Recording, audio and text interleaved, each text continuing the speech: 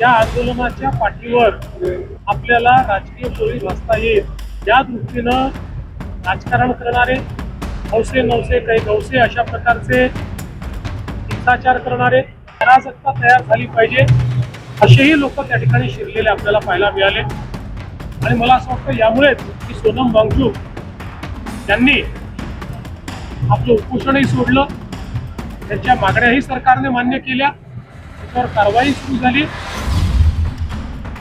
तरुणाई रस्त्यावरती उतरतील, तरुणाईला भडकवलं जाते की खरंच जेन्युइन प्रश्न घेऊन तरुणाई जे आहे ती सरकारकडे दोन्ही गोष्टी मला दिसतात।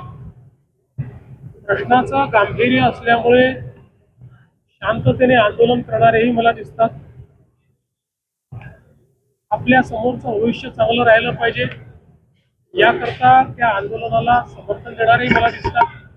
आणि त्याच वेळी या आंदोलनाच्या पाठीवर आपल्याला राजकीय पोळी भासता येईल या दृष्टीनं राजकारण करणारे हौसे नवसे काही गवसे अशा प्रकारचे हिंसाचार करणारे किंवा जाणीवपूर्वक त्या ठिकाणी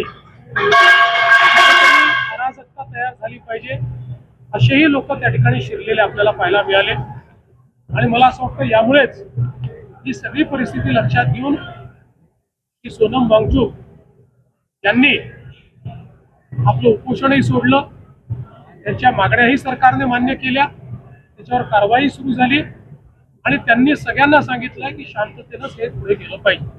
दोन्ही ठाकरे उद्या पुन्हा एकदा मोर्चा काढतात मुंबईमध्ये, राज ठाकरे आणि उद्धव ठाकरे मिळून याच संदर्भात मला असं वाटतं की त्यांना लोकशाहीमध्ये आपलं मत मांडण्याचा अधिकार आहे। हा जो काही मोर्चा होतोय या मोर्चाला विद्यार्थ्यांशी काही घेणं देणं आहे याची शक्यता कमी आहे। राजकारणामध्ये आपली जागा पुन्हा कशी निर्मित करता येईल याकरता हा प्रयत्न अधिक दिसतोय, पण तरी देखील माझ्या शुभेच्छा आहेत।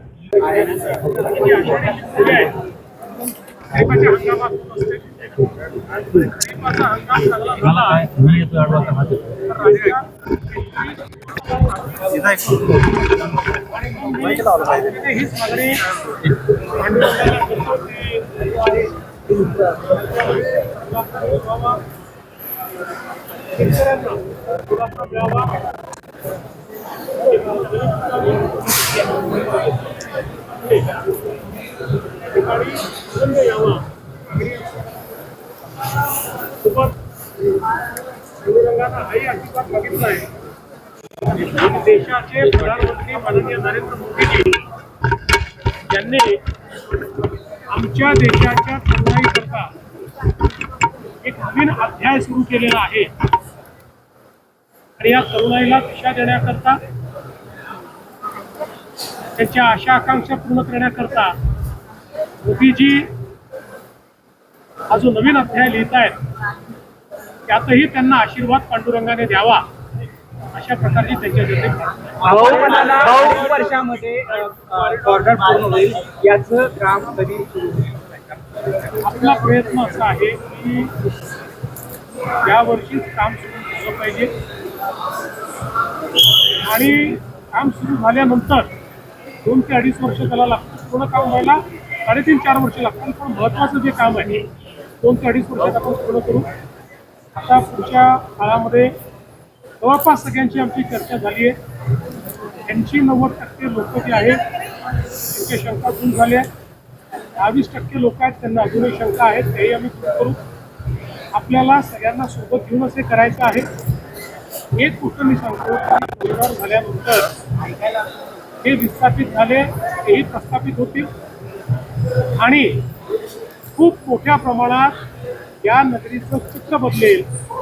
ते राहणाऱ्या प्रत्येक व्यक्तीला या कॉरिडॉरमुळे पांडुरंगाचा विशेष आशीर्वाद प्राप्त। भाऊ, आपण शेतकऱ्यांसाठी दरवर्षी प्रार्थना करतो, विठ्ठल देखील भरभरून पाऊस देतो। शेतकरी ही वर्षी करू, मागच्या वर्षी केली आणि विक्रमी खरेदी आपण केली, पण आज आपल्या समोर जो सगळ्यात मोठा प्रश्न आहे तो उत्पादन खर्च जो वाढतोय त्याच्यामुळे एकीकडे शेतमालाचे भाव आंतरराष्ट्रीय बाजारपेठ ठरवते आणि दुसरीकडे आपल्याकडे उत्पादन खर्च सातत्याने वाढतोय आणि म्हणूनच उत्पादन खर्च कमी झाला पाहिजे याकरता मोफत वीज आपण दिली, ड्रीप इरिगेशन आपण मोफत देतो, पाण्याच्या व्यवस्था आपण मोफत देतो, पंप आपण मोफत देतो, सौर पंप ती मागणी कमी किमतीत देतो, पिष्ट आपण कमी किमतीत देतो,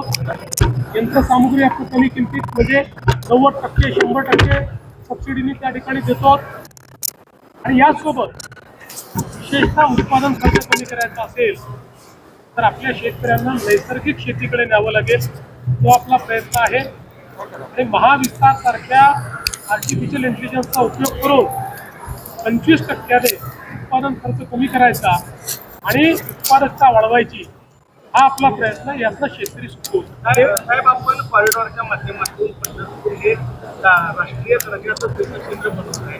त्याचबरोबर पंढरपूरला देखील झाला पाहिजे अशी मागणी आहे. त्यामुळे काय आपण करणार?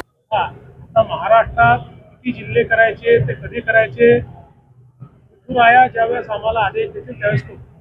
तुम्ही नरेंद्र मोदींसाठी असं म्हणाला की पांडुरंगाकडे आशीर्वाद मागितले की मोदीजी बाबा आदेश सुरू करतायत. दिल्लीमध्ये जर आपण पाहिलं की काही दिवसांपासून हिंसाचार मोठ्या प्रमाणावरती होतोय, तरुणाई रस्त्यावरती उतरते, तरुणाईला भडकवलं जाते की खरंच जेन्युइन प्रश्न घेऊन तरुणाई जे आहे ती सरकारकडे बघा, दोन्ही गोष्टी मला दिसतात. प्रश्नाचं गांभीर्य असल्यामुळे शांततेने आंदोलन करणारेही मला दिसतात. आपल्या समोरचं भविष्य चांगलं राहिलं पाहिजे याकरता त्या आंदोलनाला समर्थन देणारेही मला दिसतात आणि त्याच वेळी या आंदोलनाच्या पाठीवर आपल्याला राजकीय पोळी भासता येईल या दृष्टीनं राजकारण करणारे हौसे नवसे काही गवसे अशा प्रकारचे हिंसाचार करणारे किंवा जाणीवपूर्वक त्या ठिकाणी अराजकता तयार झाली पाहिजे असेही लोक त्या ठिकाणी शिरलेले आपल्याला पाहायला मिळाले आणि मला असं वाटतं यामुळेच ही सगळी परिस्थिती लक्षात घेऊन की सोनम वांगचूक यांनी आपलं उपोषणही सोडलं, त्यांच्या मागण्याही सरकारने मान्य केल्या, त्याच्यावर कारवाई सुरू झाली आणि त्यांनी सगळ्यांना सांगितलं की शांततेनंच हे पुढे गेलं पाहिजे. दोन्ही ठाकरे उद्या पुन्हा एकदा मोर्चा काढतात मुंबईमध्ये राज ठाकरे आणि उद्धव ठाकरे मिळून याच संदर्भात. मला असं वाटतं की त्यांना लोकशाहीमध्ये आपलं मत मांडण्याचा अधिकार आहे.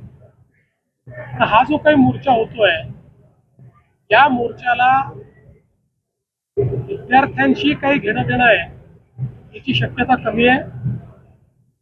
राजकारणामध्ये आपली जागा पुन्हा कशी निर्मित करता येईल याकरता हा प्रयत्न अधिक दिसतोय, पण तरी देखील माझ्या शुभेच्छा आहेत.